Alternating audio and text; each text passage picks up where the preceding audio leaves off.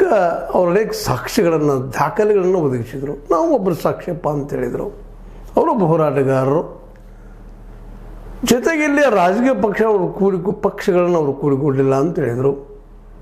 ಜೊತೆಗೆ ಮೈ ಮೇಲೆ ಬಂದಾಗ ಹಿಂದೂ ಧರ್ಮದ ಒಂದು ಮುಖವಾಡವನ್ನು ಹಾಕ್ಕೊಂಡು ಹೋರಾಟ ಮಾಡುವಂಥ ಇವರು ನಿಜವಾಗಿಯೂ ಹಿಂದೂಗಳ, ಯಾಕಂದರೆ ಇಲ್ಲೇ ಬ್ರಾಹ್ಮಣ ಇಲ್ಲಿ ಪೂಜಾರಿಗಳಿಗೆ ತೊಂದರೆ ಕೊಟ್ಟಿದ್ದು, ಮಂಜುನಾಥ ಸ್ವಾಮಿಯ ಗುಡಿಯನ್ನು ತಮ್ಮ ಸುಪರ್ದಿಗೆ ತೆಗೆದುಕೊಂಡಿದ್ದು, ಆ ಸ್ಥಳವನ್ನು ತೆಗೆದುಕೊಂಡಿದ್ದು, ತಮ್ಮ ಮೂವಿಗೆ ನಡೆಸಿಕೊಂಡಿದ್ದು ಅನೇಕ.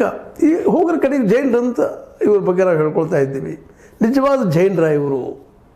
ಅನೇಕ ಹತ್ಯೆಗಳಾಗಿದ್ದಾವೆ, ಅನೇಕ ಘಟನೆಗಳು ಘಟಿಸೋಗಿದ್ದಾವ.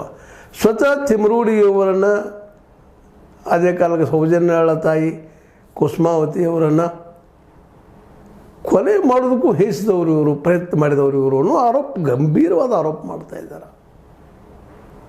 ಯಾಕಂದ್ರೆ 2012 ಅದೇನು 9ನೇ ತಾರೀಕು ಆಗ್ತದೆ ಹತ್ಯೆ, ಆ ಹುಡುಗಿ ಹತ್ಯೆ ಸಾಯಂಕಾಲ ಅನ್ನುವಂಥ ರೆಫರ್ ಮಾಡ್ತಾ ಆ ಕೇಸಿನ ನೆಲೆಯಲ್ಲಿ ಮಾತಾಡ್ತಾ ನಿಜವಾಗಿಯೂ ವಿಠ್ಠಲಗೌಡರು ಕುಸುಮಾವತಿಯವರ ಯಜಮಾನರು ಇವು ಸಾಮಾನ್ಯ ಹೋರಾಟ ಆಗಿರಲ್ಲ, ಇಲ್ಲಿ ಭಾಳಷ್ಟು ಹೋರಾಟ ಆಗಿದೆ ಅನ್ನುವಂಥ ಮಾತುಗಳನ್ನ ಪ್ರತಿ ಕ್ಷಣದಲ್ಲೂ ವ್ಯಕ್ತ ಮಾಡ್ತಾಯಿದ್ರು. ಇದು ನಮ್ಮ ಮೀಡಿಯಾಕ್ಕೆ ಯಾಕೆ ಗೊತ್ತಾಗ್ತಾ ಇಲ್ಲ, ಯಾಕೆ ಶೋಧನೆ ಮಾಡ್ತಾ ಇಲ್ಲ ಅಂತೇಳಿ.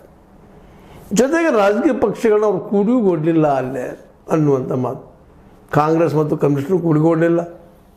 BJP ಮೂಲತಃ ಹಿಂದುತ್ವವಾದಿಯಲ್ಲಿ ನೆಲೆಗಟ್ಟಿನಲ್ಲಿ ಮಾತಾಡುವಂಥ ಪಕ್ಷ. ಹೋಗಲಿ ಅದು ಹಿಂದೂ ಧರ್ಮದ ನೆಲೆಗಟ್ಟಿನಾದ್ರು ನಡೀತಾ ಇದೆಯಾ, ಅದು ಹೋಗಲಿ ಜೈನ ಧರ್ಮ ನೆಲೆಗಟ್ಟಿನಾದ್ರು ನಡೀತಾ ಇದೆಯಾ, ಎಷ್ಟು ಕೊಲೆಗಳಾಗಿದ್ದಾವೆ, ಏನು ಎಂದು ಎಷ್ಟು ಹೆಣಗಳನ್ನು ಮುಚ್ಚಿ ಹಾಕಲಾಗಿದೆ, ಎಷ್ಟು ಜನರನ್ನು